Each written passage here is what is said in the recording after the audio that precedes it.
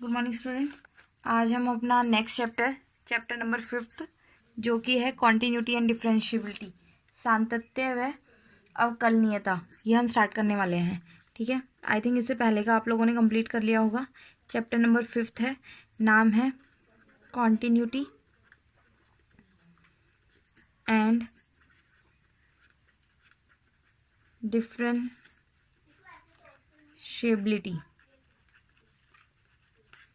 Continuity and differentiability जो हमारा है चैप्टर का नाम है। ठीक है, या हम इसको कह सकते हैं कॉन्टीन्यूटी मीन्स सातत्य और डिफरेंशिएबिलिटी का मीन है अवकलनीयता। ये चैप्टर आपका एग्जाम पॉइंट ऑफ व्यू से इम्पॉर्टेंट होने के साथ साथ ये आगे भी आपको फ्यूचर में बहुत यूज़ में आने वाला चैप्टर है। तो देखते हैं। आप लोगों को याद होगा कि हमने पिछले साल 11th में एक चैप्टर किया था आपका लिमिट एंड डेरिवेटिव्स। आप लोगों को याद होगा कि जहाँ पे हमने लिमिट निकालना सीखा था और डेरिवेबल हम चेक करते थे कि अवकलनीय है, उसका अवकलज क्या होता है वो हम निकालते थे, वहाँ पे डिफरेंशिएट करते थे। तो उसी से रिलेटेड है।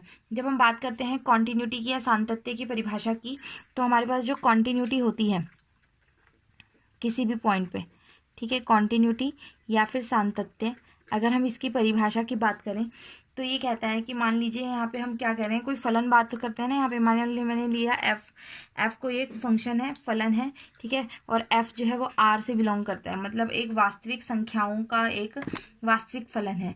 ठीक है, और जो सी है वो एफ के प्रांत से बिलोंग करता है। सी बिलोंग्स टू एफ का जो प्रांत होगा, एफ के प्रांत से अगर सी बिलोंग करता है, ठीक है। और तब अगर मैं ये कहना चाह रही हूँ, मैं ये कह रही हूँ कि जो है एफ जो फंक्शन है वो बिंदु सी पर संतत है। ये डेफिनेशन बता रही हूँ मैं। अगर मैं ये कहना चाहती हूँ, चेक करना चाहती हूँ कि एफ फंक्शन जो है वो बिंदु सी पर संतत है या कॉन्टिन्यूअस है, तो उस केस में हम क्या करेंगे, उस केस में हम बात करते हैं कि हमारा वो जो फंक्शन है एफ की उस सी बिंदु पे जो लिमिट है वो एग्जिस्ट करनी चाहिए। ठीक है, मतलब limit x tends to c, f of x किसके बराबर होना चाहिए, एफ ऑफ सी के बराबर होना चाहिए।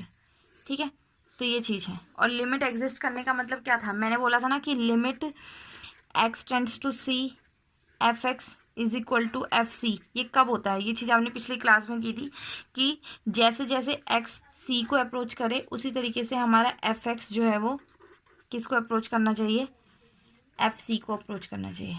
क्लियर है। तो ये हमारे पास जो है सातत्य की डेफिनेशन है। जब क्वेश्चंस करेंगे तो उसमें क्लियर हो जाएगा।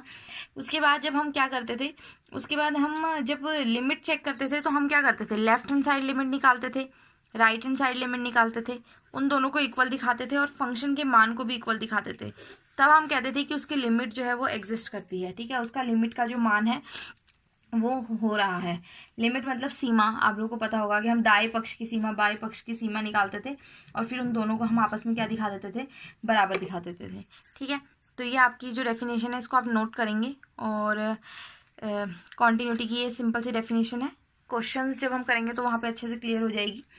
उसके बाद अगर हम बात करते हैं बीजगणित, अगर एफ और जी जो है हमारे संतत हैं किसी एक मान के लिए, तो एफ प्लस जी भी संतत होगा। ठीक है, एफ माइनस जी भी संतत होगा, एफ जी भी संतत होगा और एफ अपॉन जी भी क्या होगा, संतत होगा। ये सिंपल सी चीज़ थी, इसमें कुछ ऐसा है नहीं है समझने वाला। इसको आप नोट करेंगे, क्वेश्चंस करेंगे तो ज़्यादा अच्छे से क्लियर होंगे।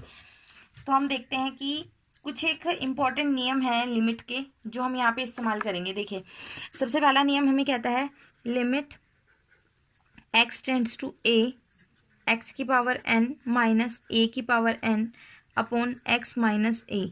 इसका मान हमारा होता है एन एक्स की पावर एन माइनस 1। ठीक है, ये भी आप लोगों ने पहले किया हुआ है, पिछले साल वाले हैं ये सारे लिमिट के फॉर्मूले जो रिवाइज हो रहे हैं। जो सेकंड फॉर्मूला है वो हमें कहता है कि limit sine theta upon theta, theta tends to 0, तो ये मान किसके इक्वल होता है हमारा 1। ठीक है, इसी तरीके से हमारा नेक्स्ट सेम tan के लिए भी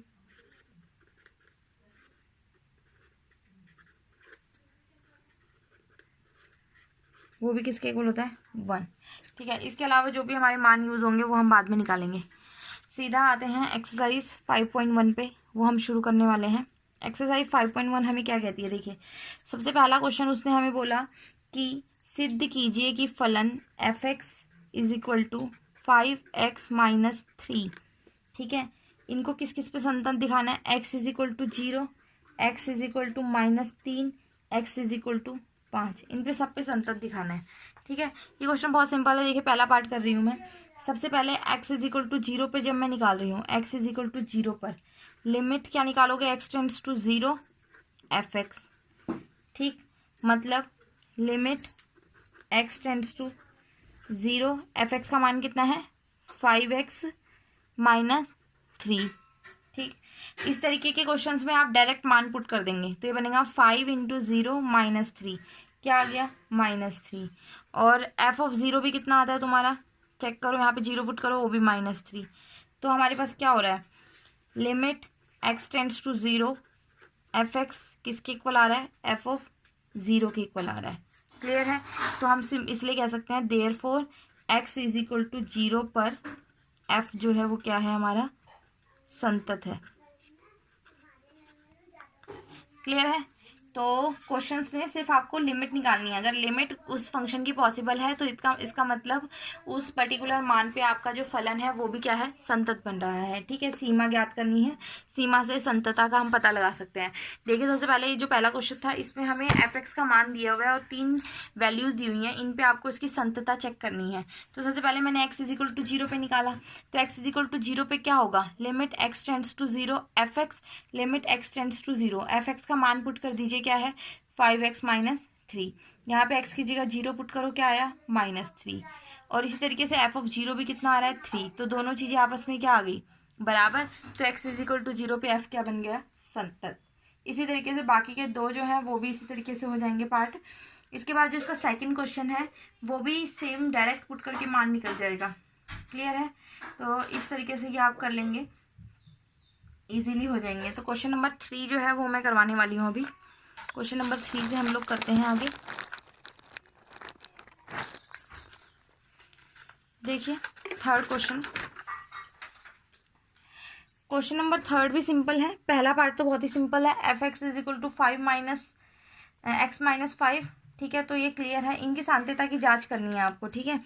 f(x) आपको दिया है x माइनस 5, ठीक है। सबसे पहली बात तो देखो x माइनस 5 क्या है, एक बहुपदीय व्यंजक है, पॉलिनोमियल है ना। और जब भी कोई भी बहुपदीय व्यंजक जो होता है वो हमेशा हर बिंदु पे संतत होता है, ठीक है। तो इसमें डायरेक्ट लिख दोगे अतः x बिलोंग्स टू r पर हर पे f जो है वो क्या बन जाएगा, आपका संतत है। क्लियर। अब इसका सेकंड देखिए, सेकंड क्वेश्चन बी पार्ट में आपको दिया हुआ है f(x) is equal to 1/x minus 5। f(x) का क्या आया है मान 1/x माइनस 5, ठीक है। अब देखो अगर मैं यहाँ पे हर एक मान पे तो ये वैल्यू मिलेगी, पर अगर मैं x की जगह 5 पुट कर दूँ तो क्या बनेगा, ये f(5), देखो 1/5 माइनस 5 मतलब 1/0, 1/0 क्या हो जाता है, इन्फिनिटी, ठीक है। इन्फिनिटी का मतलब ये परिभाषित नहीं है। तो आप क्या लिखोगे, f(x) जो है x इज इक्वल टू 5 पर परिभाषित नहीं है, परिभाषित। तो हम ये कह सकते हैं इसका मतलब f(x) जो है वो x इज इक्वल टू 5 पर संतत नहीं है।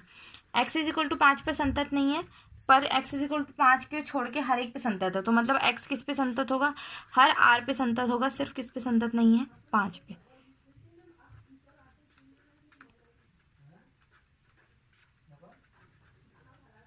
क्लियर।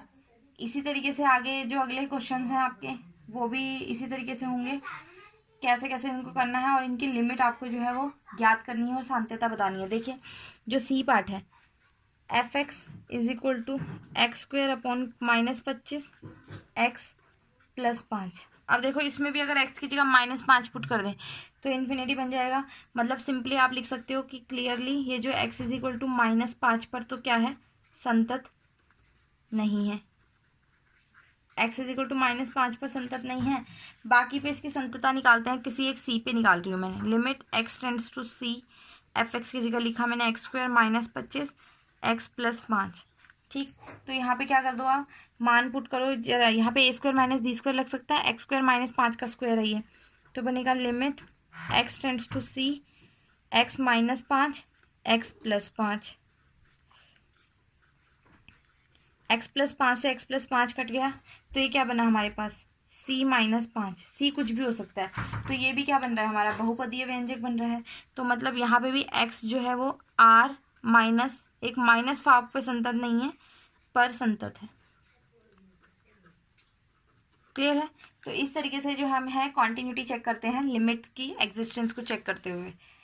तो आज के लिए इतना ही करते हैं, बाकी के जितने क्वेश्चन रह गए हैं रिमेनिंग वो आप घर पे ट्राई करेंगे, और अगर कोई क्वेरी होती है, कोई डाउट्स हैं, तो आप ग्रुप में सेंड कर सकते हैं।